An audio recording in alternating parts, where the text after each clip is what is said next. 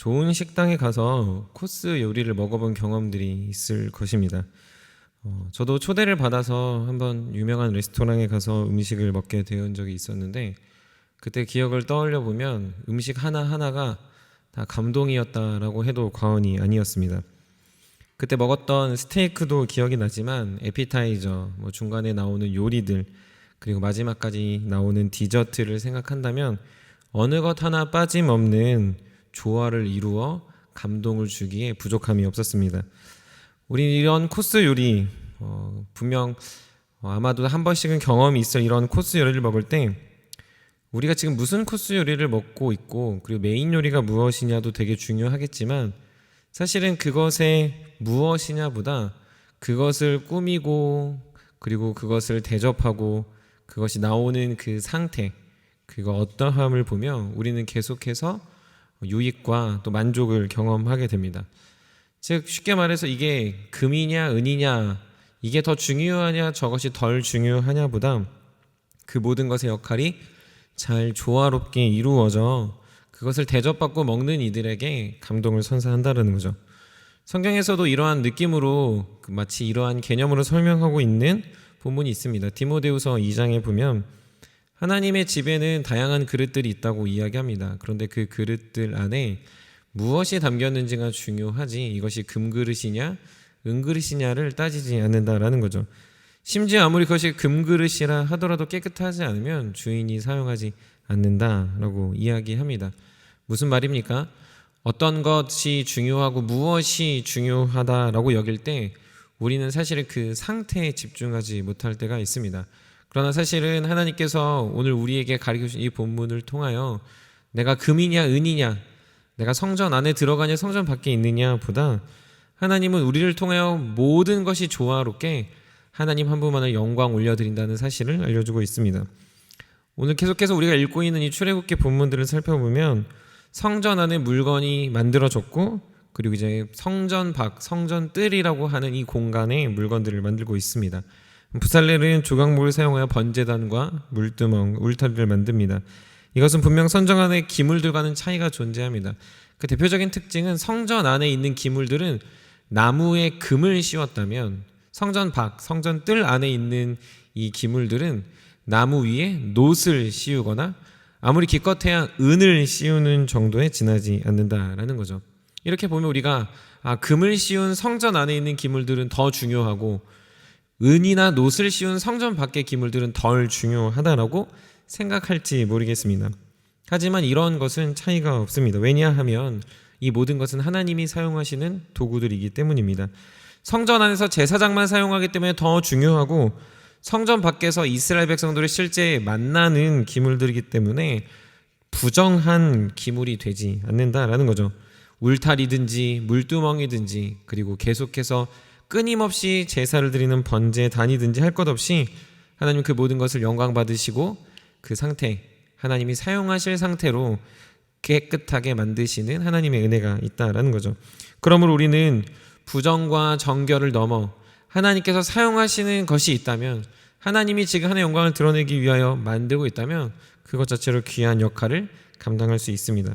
이렇게 볼 때 하나님 명령하에서 지어진 번제단, 물두멍, 울타리는 덜 중요한 것이 아니라 동일하게 중요하여 이스라엘 백성들에게 하나님의 영광을 드러내는 것이 어떠한지를 가시적으로 알려주는 도구였습니다.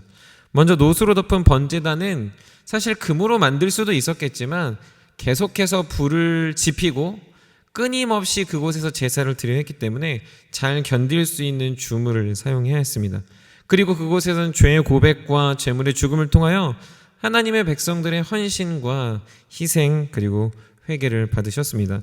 물두멍은 그러한 죄인들이 가서 손을 씻고 하나님 앞에 다시 한번 정결함을 입는, 그래서 그곳이 마치 부정한 것처럼 여겨지지만 사실은 그것을 통하여 하나님은 계속해서 이스라엘 백성들에게 정결함을 전달해주는 도구로 물두멍을 사용하고 있습니다.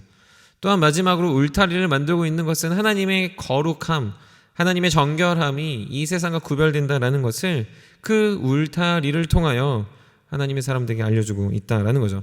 그러니 부정한 그들은 정결한 곳을 사모하게 되고 정결한 그들은 거룩한 곳에 들어가고자 합니다. 거룩한 그들은 지극히 거룩하신 하나님을 만나려고 노력하게 되는 게 바로 이 울타리의 역할이고 상태라는 거죠. 이렇게 볼 때 도구는 그 존재로서 어떤 무엇이냐, 이것이 어떠하냐라기보다는 이것을 통해 나타내는 하나님의 상태, 하나님의 영광의 통로가 더 중요함을 알게 됩니다. 주 안에 사랑하는 성도 여러분, 우리의 삶의 성전의 언약궤 물두멍, 언약궤를 설명하는 이 부분을 통해 두 가지를 기억할 수 있습니다. 그것은 먼저 우리의 삶이 주님 앞에서 늘 사용되는 자라는 사실을 기억해야 합니다. 두 번째는 우리는 이 세상과 하나님 사이를 구분하며 연결짓는 사이라는 걸 기억해야 됩니다. 우리는 우리의 모습과 상관없이 하나님은 우리를 날마다 깨끗하게 하셔서 영광 받으십니다. 하나님은 우리를 사용하십니다. 그의 도구로 삼으시고 그의 지팡이로 삼으십니다. 그래서 늘 주님의 능력을 보일 수 있고 그분의 거룩을 알릴 수 있는 도구입니다. 내가 금으로 덮여 있든지, 내가 노수로 덮여 있든지, 내가 부정함을 늘 맞닿아 있든지, 내가 계속 정결함을 맞닿아 있든지 할 것 없이 하나님의 성전을 꾸며가는 나의 도구됨은 하나님의 그 역사로 말미암아 우리 인생은 반드시 하나님께 영광 돌리는 자로 사용하신다라는 겁니다. 그러므로 저와 여러분들의 삶이 어떠한 모습이든지 무엇이든지 상관없이 늘 깨끗한 자 되어 하나님과 이 세상을 연결짓는 주의 자녀들이 되기를 간절히 소망합니다. 또한 두 번째로는 그러한 우리 존재들은 그러므로 인하여 이 세상과 하나님을 구별짓고 있으며 또한 그들을 연결시키고 있는 통로의 역할을 감당합니다. 이것은 단순히 목사나 사역자나 직분자만 감당하는 게 아닙니다. 주님의 부름을 입은 우리는 세상과 울타리를 쳐 하나님이 어떠한 분인지를 계속 보여줄 수 있어야 됩니다.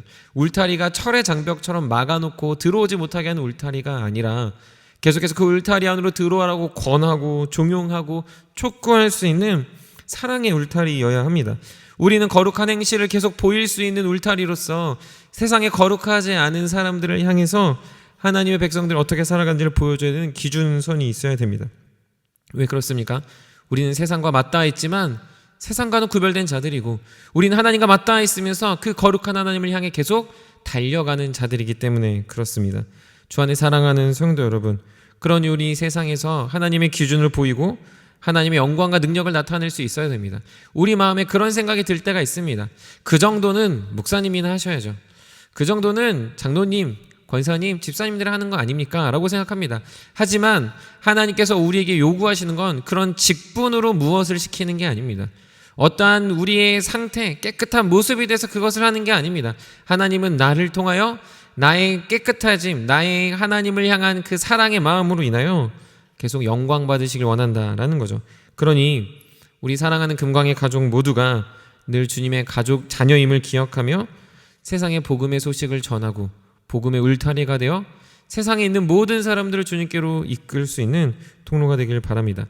세상에서 깨끗한 것이 무엇인지 말한다면 우리의 울타리됨으로 나타내고 또 우리의 역할이 그들을 하나님께 인도하는 자임을 기억하여 더욱더 하나님 창조하신 그 목적 그대로 하나님이 기뻐 받으시는 그대로 사용되는 그리고 쓰임받는 우리 모두가 되기를 간절히 축복합니다. 말씀을 마무리합니다. 우리는 그래서 세상의 기준이 됩니다. 우리는 거룩하게 살기에 하나님의 통로가 됩니다. 우리는 어떠함을 우리의 존재를 뛰어넘어 주의 도구들로 연합하고 함께 지어져 갑니다. 우리의 신분을 뛰어넘고 우리의 나이를 뛰어넘고 우리의 직분과 상황을 뛰어넘을 수 있는 것은 그분이 저와 여러분들을 주의 성전 삼아 주셨기 때문입니다. 또한 저 여러분들을 주의 자녀 삼아 주셨기 때문입니다. 그런 저와 여러분들의 삶은 이 세상의 기준이 되고 하나님의 거룩을 드러내며 주의 충성된 사자들이 될 줄 믿습니다. 우리가 그렇게 주의 성전되어 각각의 직분 또한 각각의 역할, 각각의 해야 될 일들을 잘 감당한다면 그 모든 것은 나를 드러내고 나의 대단함이 아니라 하나님의 영광 받으시는 하나님의 기뻐하시는 제자 되기를 주님으로 간절히 축복합니다. 마지막으로 잠언 25장 13절 말씀을 함께 읽고 마치도록 하겠습니다. 충성된 사자는 그를 보낸 이에게 마치 추수하는 날의 얼음 냉수 같아서 능히 그 주인의 마음을 시원하게 하느니라. 사랑하는 성도 여러분, 저 여러분들을 부르신 주님의 그 음성 앞에서 충성된 사자 되어 각각의 역할, 각각의 모습들을 빛으로 은혜로 드러내길 간절히 소망합니다. 우리 말씀을 기억하시면서 우리 오늘 함께 기도하도록 하겠습니다.